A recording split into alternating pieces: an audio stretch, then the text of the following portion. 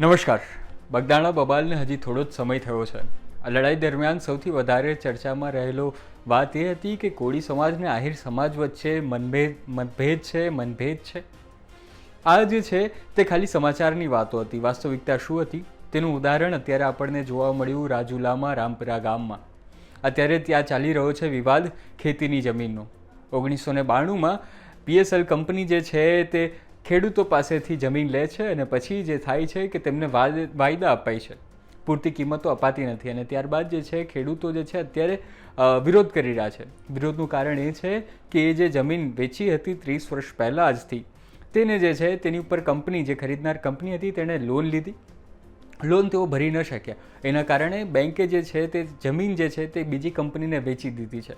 હવે આ જે નવી કંપની આવી છે તેણે આ જે ખેડૂતોની જમીન હતી તેની પર ફેન્સિંગ કરી છે, તાર કરી છે અને હવે જે છે નવી કંપની ત્યાં સ્થાપવા જઈ રહ્યા છે અને ત્યારે ખેડૂતો જે છે તે પોતાનો હક માંગી રહ્યા છે. ને ત્યારે આ ખેડૂતો જે છે તે પોતાને કોળી કે આહિર નથી સમજી રહ્યા. ખેડૂતો આવે છે તે પોતાને ખેડૂત જ માને છે. એટલે કે 18 વરણ જે છે અત્યારે રાજુલામાં જે છે, માફ કરજો, રાજુલામાં ભેગા થયા છે અને પોતાની માંગણી જે છે તેની માટે મજબૂત રજૂઆત કરી રહ્યા છે. ત્યારે એક યુટ્યુબ પર તરુણ આહિર કરીને યુવાન છે, તેઓ વ્લોગ પણ બનાવે છે. તેમણે આ જે છે કોળી સમાજ, આહિર સમાજ અને 18 વરણ જે છે તેમની એકતાનું જે છે એક વિડીયો બનાવ્યો છે.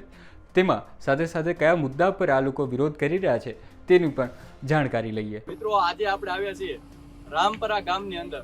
રાજુલાનું રામપરા ગામ છે કે જ્યાં આજથી 1992 ની અંદર PSL હોલ્ડિંગ કંપનીએ અહીંયા 600 થી 650 વીઘા જમીન ખરીદી, જે 17,000 રૂપિયાના ભાવની ત્યારે એને જમીન ખરીદી અને તમામ ખેડૂતને, આમાં 18 વરણના ખેડૂતો છે, કોઈ જ્ઞાતિ જાતિ નહીં, આહિર સમાજના છે, કોળી સમાજના છે, દરબાર સમાજના, તમામ 18 વરણના ખેડૂતો આની અંદર છે. જેમાં 17,000 રૂપિયાના ભાવની એને ત્યારે જમીન ખરીદી અને કરાર બાંહેધરી આપી કે દરેક પરિવારમાંથી 2-2, 3-3, 4-4, 5-5 લોકોને નોકરી ઉપર લેવાના. એ કરાર આજથી 30 વર્ષ 1992 ની અંદર આજે ખેડૂત પ્રધાન આ ભારત દેશ છે અને ભારત દેશનું આ રામપરા ગામ. ખેડૂત આજે જગતનો તાત અહીંયા એટલો હેરાન થાય છે, તમે જોઈ શકો છો. અહીંયા અનશન શરૂ છે, 18 વર્ષના લોકો અહીંયા હાજર છે. ત્યારે એને બાંહેધરી આપી કે તમામ પરિવારોને નોકરીમાં લેશું.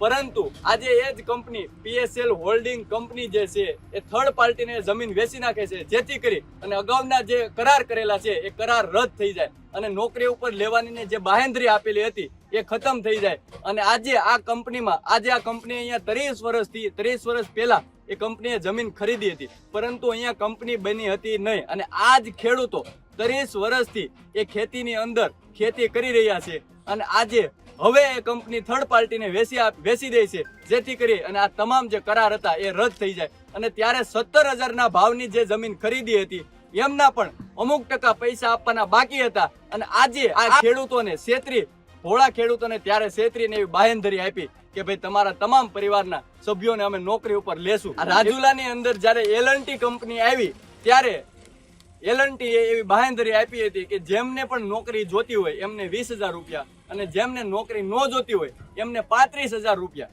તો એ બાબતને ધ્યાનમાં રાખી અહીંના ખેડૂતોએ એવું વિચાર્યું કે ભાઈ આપણી પેઢી છે, આવનારી પેઢી છે, આપણા યુવાનો છે, એ નોકરી ઉપર લાગે, જેથી કરી અને આ લાલચમાં આવી અને એમને 17,000 ભાવની જમીન આપી. 17,000 માંથી પણ અમુક ટકા પૈસા આપવાના હજી બાકી છે. અને આજે આ જમીનની કિંમત 30 થી 35 લાખ છે અને જે નોકરી આપવાની વાત હતી એ વાત બદલાવા માટે થઈ અને આમના માલિક પણ અત્યારે બદલવામાં આવી રહ્યા છે. અને અત્યારે અહીંયા તાર ફેન્સિંગ, ટૂંકમાં એ જમીન છે એને બાઉન્ડ્રી લગાવી રહ્યા છે. અહીંના અમુક અધિકારીઓનો પણ આની અંદર રોલ છે, જે ખાસ કરી અને આપણે આ વિડીયોના માધ્યમથી પણ કહીએ, રાજુલાના તમામ કોળી સમાજના આગેવાનો હોય, આહિર સમાજના આગેવાનો હોય, તમામ 18 વરણ આની અંદર છે. કોળી સમાજના ઘર ઘણા એવા છે કે જ્યાં જવાના રસ્તા છે એ કંપનીએ જમીન ખરીદી છે, જે રસ્તા બ્લોક થઈ ગયેલા છે. તો ત્યાં આહિર સમાજના ભાઈચારાથી, જોજો મિત્રો, અહીંયાથી એક ભાઈચારાનો પણ સંદેશ જાય છે. ભાઈચારાથી ત્યાં આહિર સમાજના વ્યક્તિઓ એમના ખેતરની અંદરથી કોળી સમાજને હાલવા દે છે. એટલે આપણે 18 વરણને સાથે રાખી અને રાજુલા વિધાનસભાના તમામ નેતા હોય, ભાજપના હોય, કોંગ્રેસના હોય, તમામ નેતાઓએ આગળ આવી અને આપણે રામપરા ગામના લોકોને, ખેડૂતોને, આજે જગતનો તાત અહીંયા હેરાન થઈ રહ્યો છે ને એમને ન્યાય માટે થઈ અને હું 18 વરણને ખાસ કરીને અપીલ કરું છું, આપણે બધા સાથે મળી આવનારા દિવસોની અંદર આ જે અન્યાય છે એ ખેડૂતો ઉપર ન થાય એના માટે જે પણ કરવું પડે આપણે સાથે રહી અને 18 વરણને સાથે રાખી રાજુલા વિધાનસભાનો આ રામપરા ગામના ખેડૂતોને આપણે બધાએ સાથે મળી અને ન્યાય અપાવવાનો છે.